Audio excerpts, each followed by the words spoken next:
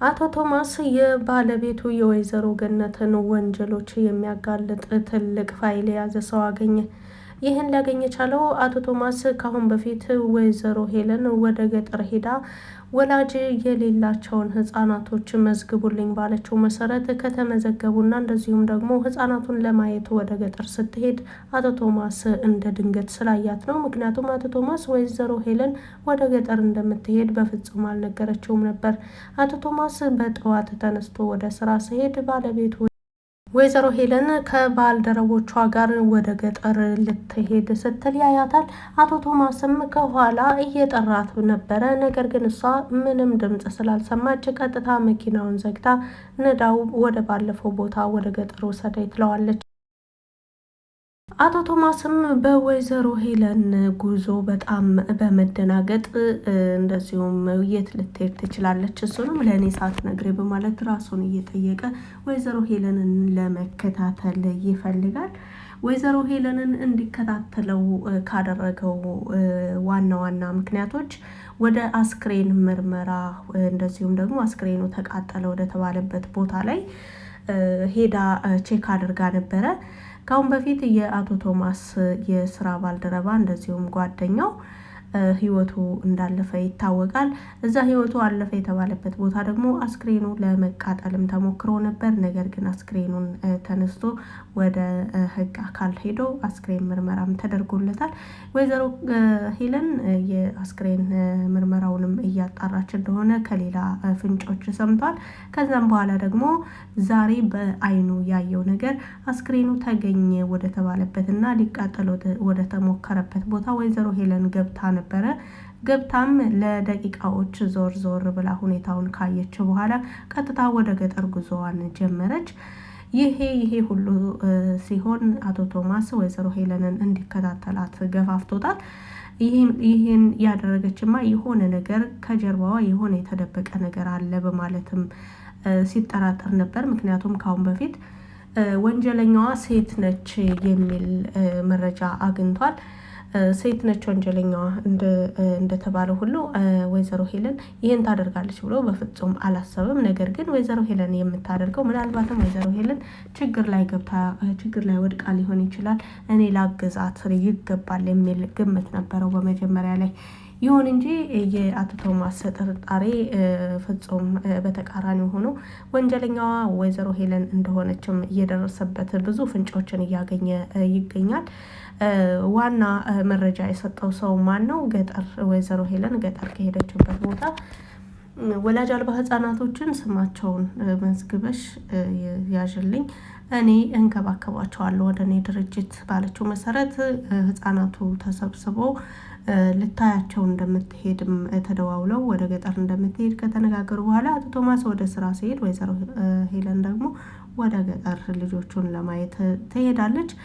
እዛም ከሄደች በኋላ ባለፈው ያገኘቻትን ሴት አላገኘቻትም። ይሄኛውን የካሳውን ዘመድ የተባለውን ሰው ግን አግኝታው ስለ ህፃናቱ ሙሉ መረጃ ከሰጠቸው በኋላ አቶ ቶማስም በርቀት ሲከታተላቸውና ሲያያቸው ነበረ። ወይዘሮ ሄለን ህፃናቱን ካየችና እያንዳንዱ ሁሉን ነገር ቼክ ካደረገች በኋላ ወደ ስኬት እየተቃረብኩ ነው በማለት ወደ ቤቷ ስልክ ቁጥር ተቀያይረው መልሰው የሚያስፈልግ ነገር ካለም መልሰው እንዲደውሉላት ትነግራቸውና ጉዞዋን ወደ ከተማ ወደ ቤቷ ታደርጋለች። ወይዘሮ ሄለን መመለሷን ካረጋገጠና ወይዘሮ ሄለን ያገኘችውን ሰው ከቦታው ሳይርቅ ለማግኘት አቶ ቶማስ ፈጠን ብሎ ወደ ሰውየው ይቀርባል።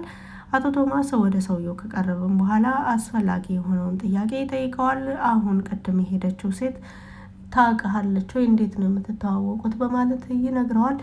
እንደዚሁም አቶ ቶማስ የመጣው የአይንዬን ፈልጎ እንደሆነም ይነግረዋል። ምክንያቱም ምንም ከመሬት ተነስቶ ማንንም ሳልፈልግ ዝም ብዬ አንተን ልጠይቅህ ነው የመጣሁት ቢለው ላይነግረው ስለሚችል ወይዘሮ አይንዬ የምትባል ሴት እዚህ ታውቅ ከሆነ ብዬ ነው የመጣሁት በማለት ይጠይቀዋል።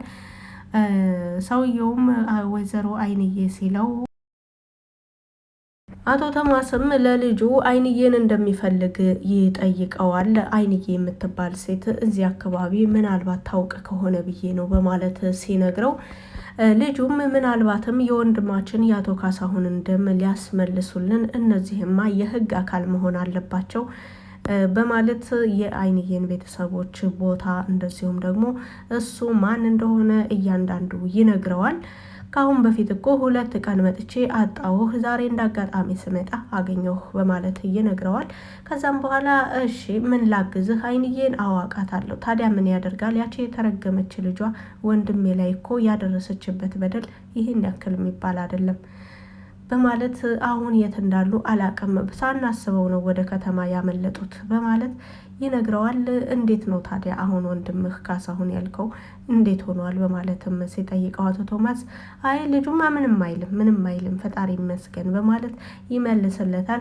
ከዛም በኋላ በምን ላግዝህ ወይዘሮ አይንዬን ለማግኘት በምን ላግዝህ በማለት ሲጠይቀው አይ እዚህ ቤታቸውን የምታውቀው ከሆነ ወደ ቤታቸው ውሰደኝ ይለዋል አቶ ቶማስ።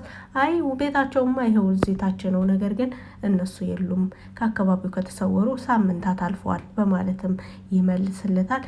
እኔ የምልህ ቅድም ያገኘናት ሴት ምናልባት የምታውቃቸው ከሆነ በማለትም ጫፉን ብቅ ካደረገለት በኋላ ምክንያቱም ወይዘሮ ሄለን ምንነቷን እዛ ምን ፍለጋ እንደሄደች ሁሉ ለማጣራት ስለፈለገ ነው አቶ ቶማስ ለልጁ እንደዚህ ያለው።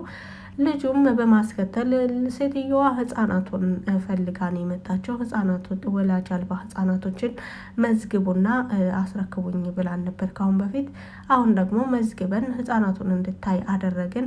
መቼ እንደምትወስዳቸው ግን ገና አልተነጋገርንም። አይታቸው ለዛሬው ሄዳለች። አስታወስኩ ይለውና አይንዬም ያለችበትን አውቃለሁ ስትል ሰምቻለሁ ካሁን በፊት በማለት ከመለሰለት በኋላ ስለ ወይዘሮ ሄለን ይህን ያክል ርቀት ሄዳ አይንዬን የተደበቀችበትን ቦታ ለማጋለጥ እንደፈለገች ባትፈልግ ኖሮ እዚህ ድረስ መታ ስለ አይንዬ አትናገርም ነበር። እውነትም አይንዬ ከጀርባዋ የሆነ ነገር አለ። ከዚህ መልካምነቷ፣ ከዚህ የዋህነቷና ከዚህ ታታሪነቷ በስተጀርባ የተደበቀ የሆነ ማንነት አለ በማለት ራሱን በማሳመን በቃ አመሰግናለሁ፣ ፈቃደኛ ከሆንክ ቁጥርህን ብትሰጠኝ በማለት አቶ ቶማስ ቁጥሩን ይጠይቀዋል የልጁን። ልጁም ችግር የለውም በማለት 09 በማለት ቁጥሩን ይነግረዋል። ከዛም በኋላ ሰላም ተባብለው ይለያያሉ።